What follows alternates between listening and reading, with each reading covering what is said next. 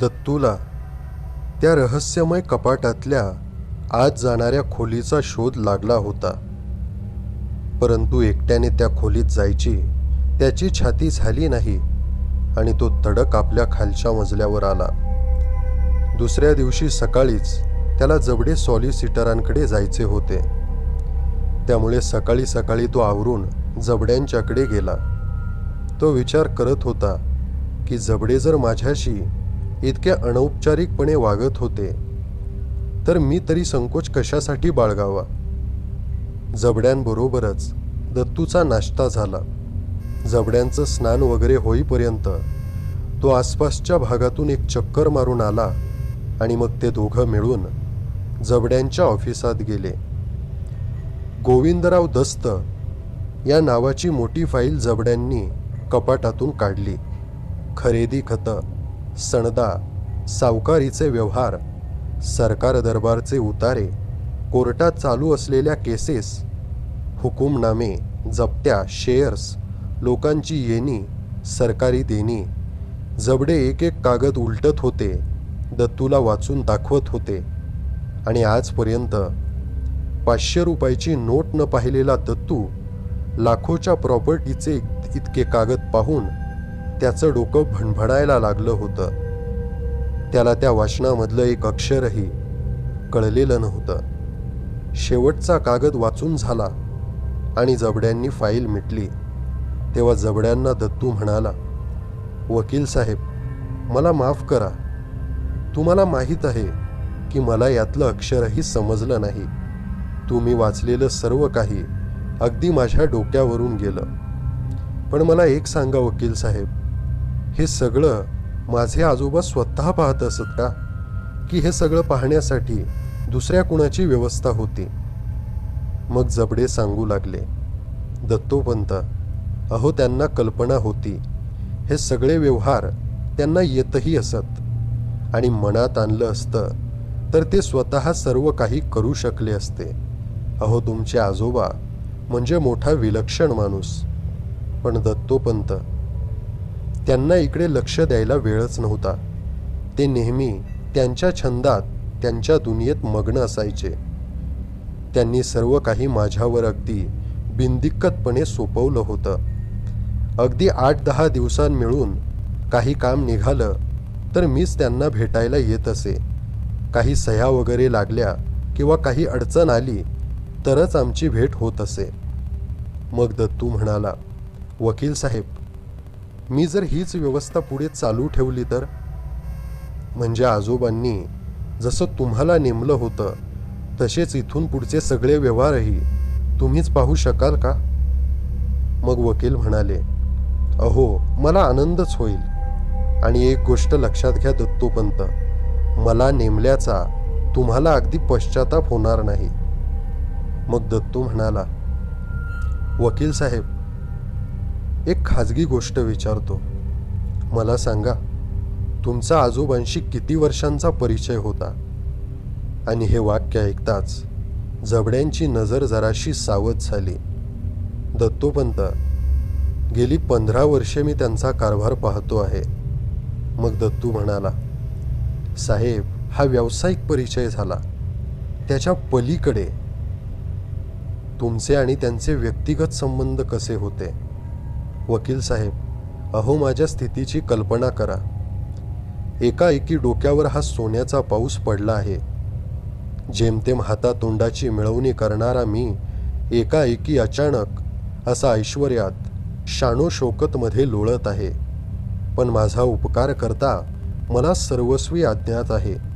हे गोविंदराव दस्त, माझे आजोबा, अहो आजपर्यंत मला यांच्याबद्दल यत्किंचितही माहिती नव्हती. ते कसे होते, त्यांनी माझी निवड केव्हा केली आणि महत्त्वाचं म्हणजे का केली? त्यांच्या माझ्याकडून काही अपेक्षा होत्या का? काही अटी होत्या का? तुमच्याशी माझ्याबद्दल त्यांनी चर्चा केली का? अहो मला अगदी काहीच माहिती नाही. मला काहीतरी सांगा की. आणि थोडा वेळ विचार करून हातातली फाईल दूर सारून जबड्यांनी दोन्ही हातांची बोटं एकमेकात गुंतवली. दत्तोपंत, तुमच्या सर्वच नाही पण काही प्रश्नांची उत्तरं मात्र मी नक्की देऊ शकेन. त्यांच्या वारसाची त्यांनी माझ्याशी चर्चा केली होती. म्हणजे फक्त कायदेशीर बाबी पुऱ्या करण्याबद्दल त्यांच्या नातेवाईकांची माहिती काढण्यासाठी त्यांनी काही माणसं नेमली असावीत. घरी त्यांनी घराण्याचा एक मोठा तक्ता बनवला होता. त्यांचे काय निकष होते मला माहीत नाही, आणि अनुभवाने मी त्यांच्याशी जरा सांभाळूनच वागायला शिकलो होतो. दत्तोपंत, खरं सांगायचं म्हणजे तुमचे हे आजोबा गोविंदराव दस्त फारसे लोकप्रिय नव्हते, आणि त्यांनाही सर्वसामान्य माणसात काहीही स्वारस्य नव्हतं. जबडे काही वेळ स्वस्थ बसले. पुढची माहिती सांगावी की नाही बहुधा ते याचा विचार करीत असावेत. दत्तोपंत, हे दस्त केवळ लोकप्रिय नव्हते एवढीच गोष्ट नाही, तर गावातले लोक त्यांचा प्रचंड द्वेष करीत असत. दस्तांविरुद्ध दोघा तिघांनी अगदी कायदेशीर कारवाई देखील केली होती, पण त्यापैकी एकाचं अपघातात मरण झालं आणि उरलेल्या दोघांनी आपापल्या केसेस मागे घेतल्या. आता या घटनांवरून मी तुम्हाला काहीही सुचवत नाही, परंतु तुम्हाला जो हवा आहे तो अर्थ मात्र तुम्ही काढू शकता. दत्तू म्हणाला, वकील साहेब, त्यांच्याकडची कपाटं अगदी जीर्ण प्राचीन पुस्तकांनी भरलेली आहेत, पण त्या पुस्तकांचे विषय आणि पुस्तकांची नावच इतकी चमत्कारिक आहेत की. आणि जबडे जरा सावरून बसले. शरीर आकसल्यासारखं झालं. डोळ्यावरचा चष्मा काढून त्यांनी चेहऱ्यावरचा घाम पुसला. दत्तूची अशी कल्पना झाली की त्यांना ही पुस्तकांची चर्चा विशेष पसंत नाही. मग वकील साहेब म्हणाले, दत्तोपंत, एक हितचिंतक या नात्याने माझी एक सूचना आहे. इंग्रजीत त्या अर्थाच्या अनेक म्हणी आहेत, पण सर्वांचा अर्थ एकच आहे. जे हाती आलं आहे ते समाधानाने स्वीकारावं. दत्तूच्या प्रश्नार्थक चेहऱ्याकडे पाहत त्यांनी एकवार स्वतःचे खांदे उडवले. दत्तोपंत, मला वाटतं की तुम्हाला स्पष्ट शब्दातच सांगावं लागणार. हे गोविंदराव दस्त यांचे छंद किंवा उद्योग काय चालत असत, ते कशाचा अभ्यास करीत असत, इत्यादींच्या चुकूनही शोधामागे लागू नका. ते काय करत होते याचा विचारही करू नका. आपण अगदी साधीसुधी माणसं आहोत. तुमच्या नशिबाने कल्पनेतही आली नसेल अशी गडगंज संपत्ती आज तुमच्या पायाशी चालत आली आहे. तिचा उपभोग घ्या. अहो, तुमच्या आजोबांची, गोविंदराव दस्तांची इच्छा असती तर त्यांनी तुमच्यासाठी माहिती करता एक पत्र मागे ठेवलं असतं, पण त्यांनी तसं काहीही केलं नाही. त्यामुळे माझं खरंच ऐका. रोजच्या व्यवहारातल्या कोणत्याही गोष्टीसाठी मी मदत द्यायला इथे आहेच, पण या बाकीच्या गोष्टी याबद्दल मात्र मला विचारू नका. या माझ्या आवाक्या पलीकडच्या आहेत, आणि तुमच्याही. संध्याकाळी दत्तू परत आला होता. जेवण वगैरे झाल्यावर गोविंदरावांच्या झोपण्याच्या खोलीत त्यांच्या आराम खुर्चीत तो बसला होता. अनेक गोष्टींवर विचार करीत होता. पहिली गोष्ट, जबडे सॉलिसिटरना अनेक गोष्टी माहीत होत्या, पण ते मात्र त्याला काही ताकास्तूर लागू देत नव्हते. भीतीपोटी सांगत नव्हते.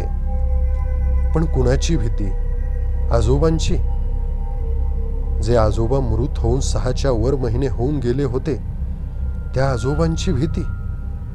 दुसरी गोष्ट, आजोबांनी दत्तूची निवड का केली याची काहीतरी कारणं असलीच पाहिजे, पण ती कारणं अद्याप दत्तूला कळली नव्हती.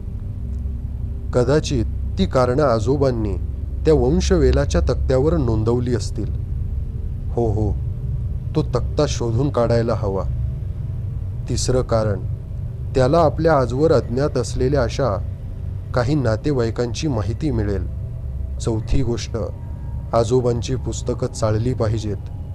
त्याला समजत नसलं तरी आपण ती पुस्तकं शिकली पाहिजेत. त्यातला कोणीतरी दर्दी शिकवणारा शोधून काढला पाहिजे. आणि या आवश्यक त्या शोधासाठी 2 महत्त्वाच्या गोष्टी लागत होत्या आणि त्या 2 महत्त्वाच्या गोष्टी आता दत्तूकडे भरपूर प्रमाणात होत्या. त्या म्हणजे वेळ आणि खूप सारा पैसा. आता या सगळ्या रहस्याचा शोध घ्यायचा असं दत्तूनं मनोमन ठरवलं आणि तो तटकन उठला. एक कोरी वही शोधून काढून त्यात त्याने प्रत्येक कपाटातल्या 2-3 पुस्तकांची नावं लिहिली. त्याचबरोबर सर्व पुस्तकं चाळून पाहिली, पण तिथे कोठेही तो तक्ता त्याला सापडला नाही. शक्य वाटणाऱ्या सर्व जागा त्याने शोधल्या आणि शेवटी तो त्यांच्या मोठ्या टेबलामागे बसून राहिला. आजोबांना जर तो तक्ता कोणाच्या नजरेस पडू द्यायचा नसेल तर ते कोठे ठेवतील? त्यांच्या झोपण्याच्या खोलीतल्या गुप्त वाटेत ते नक्कीच ठेवणार नाहीत, कारण शोधणारा जो चोर असेल तो अशी आडजागा पहिली शोधणार. म्हणजे नक्कीच आजोबांनी किल्ला अशा जागी ठेवल्या होत्या की ती जागा आपल्या डोळ्यांसमोरच असली पाहिजे, परंतु आपल्याला कळू नये. जशा त्या किल्ल्या ठेवल्या होत्या त्या नजरेसमोरच होत्या, पण त्याचा थांगपत्ता लागला नव्हता. अशाच एखाद्या नजरेसमोरच्या जागी आजोबांनी तो तक्ता ठेवला असला पाहिजे. घडी घालून असेल, नाहीतर भेंडोळं करून असेल, नाहीतर तसाच सपाट ठेवला असेल. आता त्याचं मस्तिष्क विचार करत होतं. वेगवेगळ्या जागांचा शोध त्याचं मन घेत होतं आणि त्याचं लक्ष टेबलाच्या सपाट पृष्ठाकडे गेलं. पितळी खिळ्यांनी त्या टेबलावर काळं कापड बसवलं होतं आणि त्या टेबलावरच्या उजव्या कोपऱ्याचा एक खिळा उचकला होता आणि तिथून थोडं कापड वर आलं होतं. टेबलावरच्या कागद कापायच्या सुरीचे त्याने आसपासचे आणखी 5-7 खिळे उचकले आणि त्या मेन कापडाचा कोपरा वर उचलला आणि आत काहीतरी लिहिलेला एक कागद दत्तूच्या हातात लागला.